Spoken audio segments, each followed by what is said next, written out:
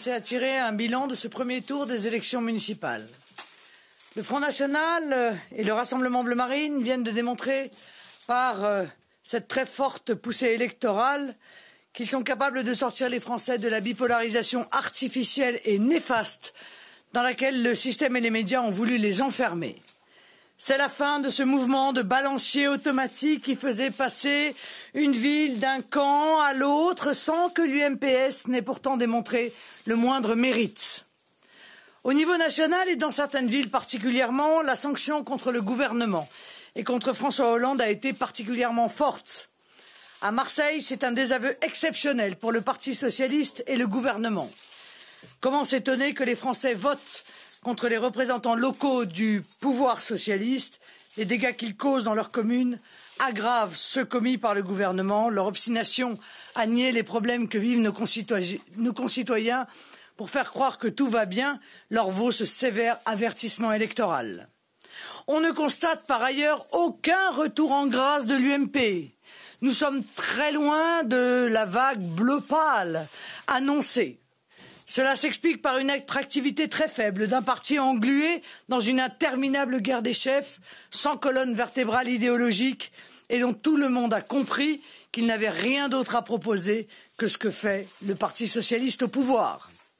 Par ailleurs, nos excellents scores dans certaines villes où nous arrivons en tête au premier tour, comme Perpignan, Avignon, Forbach, Fréjus, Béziers, Cogolin, Saint-Gilles, Beaucaire, Tarascon, Brignoles, Digne, Montigny, et j'en oublie toute une série, ou dans d'autres villes d'ailleurs, où nous sommes en deuxième position devant l'UMP ou le PS comme Villeneuve-sur-Lot, nous donne évidemment beaucoup d'espoir pour le second tour.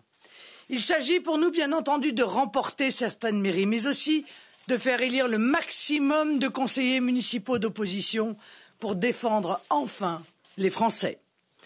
Le retour annoncé du Front National dans des grandes villes comme Lille ou Nice, comme Lyon ou Strasbourg, est plein de promesses pour l'avenir. La signification essentielle de ce grand succès pour notre mouvement, c'est que le vote Front National Rassemblement Bleu Marine n'est plus seulement une force nationale, c'est aussi désormais une grande force locale.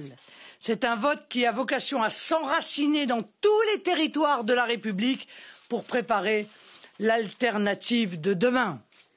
Dans l'immédiat, je rappellerai ce soir qu'il y a toutes les raisons d'être optimiste pour le second tour de dimanche prochain. J'appelle tous les électeurs du premier tour à renouveler leur vote, bien entendu, dimanche prochain. C'est essentiel pour apporter le changement par la victoire ou l'envoi de conseillers municipaux d'opposition. Et je m'adresse aussi à tous les abstentionnistes du premier tour, à ceux qui doutaient de notre capacité à compter dans ces élections, à peser dans ces élections. Ils doivent aller voter au second tour pour les listes FNRBM, les résultats du premier tour ayant démontré que la victoire est possible. Contrairement aux arguments piteux développés depuis des semaines par l'UMP, je rappelle solennellement aux électeurs que lorsque l'on vote Front National, c'est pour élire des candidats Front National.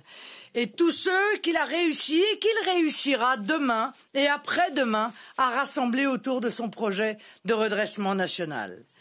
Les électeurs ne nous accordent pas leur confiance pour devenir les supplétifs de l'UMP ou du PS qui ont mené notre pays à la désespérance et à la ruine. C'est pourquoi la règle est que nous nous maintenions partout où nous en avons la possibilité. Le bureau exécutif du Front National se réunira en revanche demain à Nanterre pour examiner attentivement les situations locales et décider d'exceptionnels accords de second tour dans quelques villes.